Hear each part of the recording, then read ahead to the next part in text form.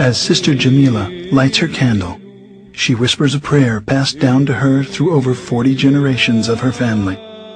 The rising smoke carries her prayer high into the heavens. She is a member of the original Christian church, started almost 2,000 years ago. But what happened to this original church, and where do we find it?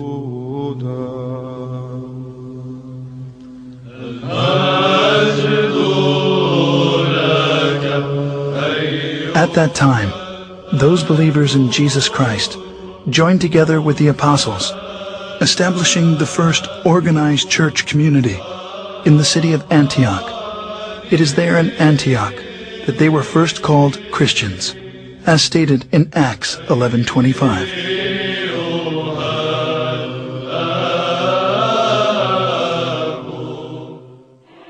Scholars estimate there are over 2,600 groups today who lay claim to being the church, or at least the direct descendant of the church described in the New Testament.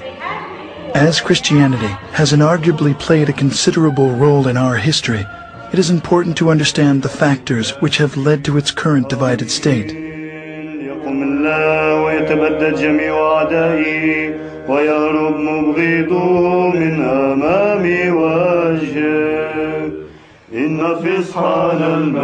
With the birth of the Church of Jesus Christ at Pentecost, the apostles made many missionary journeys.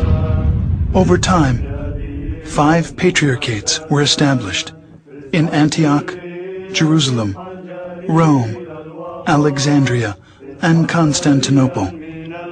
The apostle Peter was the first bishop of Antioch. 12 years later, he became the first bishop of Rome, leaving the apostle Paul as the head of the Antiochian church, while James, the brother of Jesus, was the first bishop of Jerusalem. Even though they were in full communion with one another, disputes arose over the adherence to the Old Testament law. James gave the solution to settle all doctrinal and moral issues through ecumenical councils, and the church flourished for 1,054 years. The first council was known as the Council of Jerusalem, as documented in Acts 15. In the history of the Christian church, we find scores of such councils, establishing its canon laws, which the Orthodox regard as the faith of the apostles, faith of the fathers, faith of the Orthodox, the faith which has established the universe.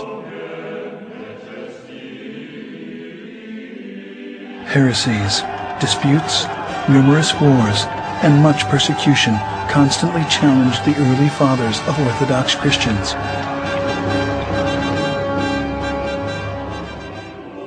But because the church was unified, it continued to survive.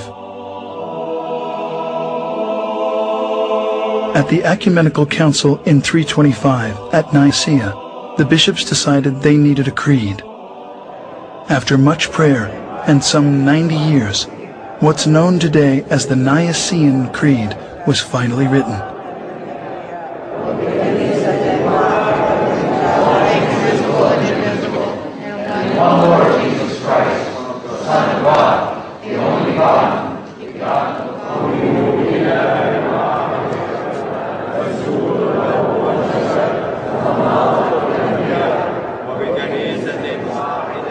Between the years 325 and 787, 7 meetings were held to establish the laws of the Church.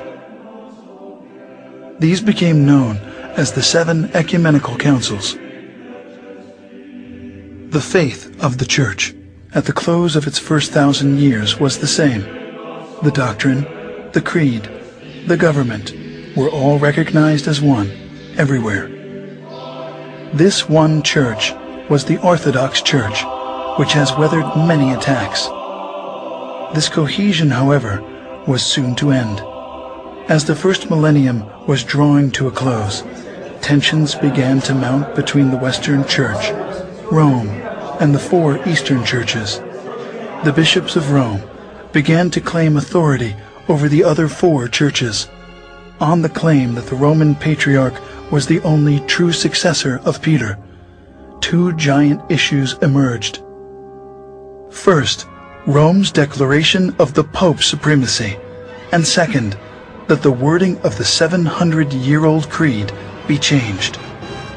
As disunity led to conflict, a cardinal was sent by the Roman bishop to slap a document on the altar of the church in Constantinople during a Sunday worship, excommunicating the Patriarch of Constantinople from the church. The final consequences of these tragic events was a massive split. The Great Schism occurred in the year 1054. Pursuing his claim of universal headship of the Church, the Patriarch of Rome broke from the other 4 churches, creating the Roman Catholic Church, independent of the other 4.